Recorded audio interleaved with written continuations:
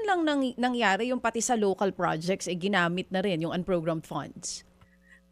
Ito po yung datos na pinapakita at pinag-uusapan 'no. Simula nung panahon ng Marcos administration ay nagkaroon ng matinding paglaki yung unprogrammed appropriation. Kapag tiningnan po natin yung budget the previous years, listahan po yan ng mga foreign assisted projects.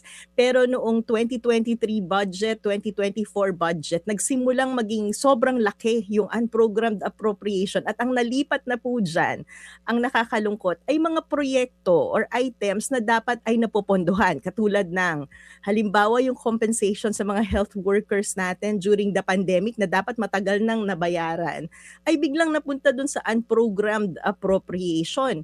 Yung mga budget para sa free tertiary education ay napunta sa unprogrammed appropriation. Kaya pagtatakahan mo, bakit nandito, di ba dapat pinopondohan natin yung free tertiary education natin? AFP modernization, biglang nalipat din doon sa unprogrammed appropriation. Kaya kung maalala mo, ito yung mga panahon na sinasabi natin, this is the most corrupt budget.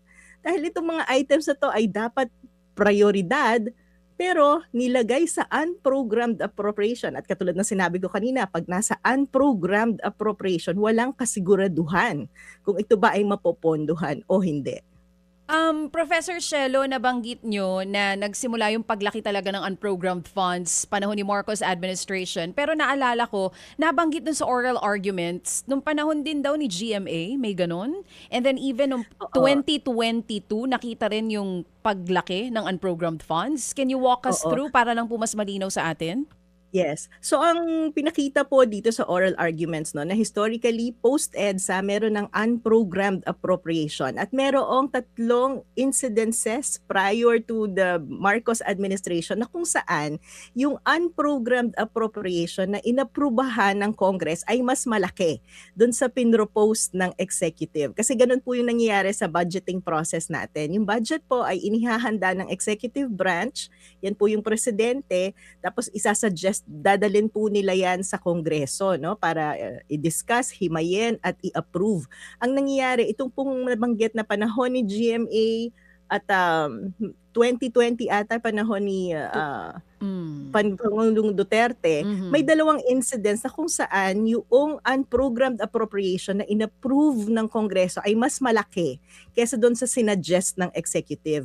Pero ito po kasing panahon ni Marcos Jr. ay mula 2023, 2024, 2025, yung na-approve ng Kongreso ay sobrang laki. Ang laki ng difference between the pinropose ng executive at yung inapprove ng Kongreso. At hindi lang yun, pati yung pinropose ng executive ay napakalaki din.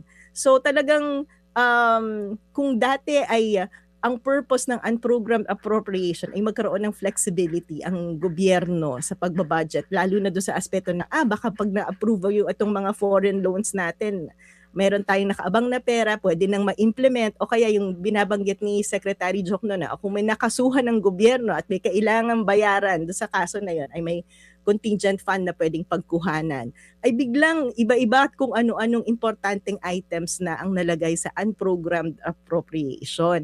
At ang malungkot na kwento po kasi doon, kaya sinasabi nating most corrupt budget yan, yung mga items na to ay tinanggal doon sa programmed part, nilagay doon sa unprogrammed. Isipin na lang po natin, yung unprogrammed ay ito yung mga hindi priority. At yung program, ito yung priority kasi may siguradong pondo.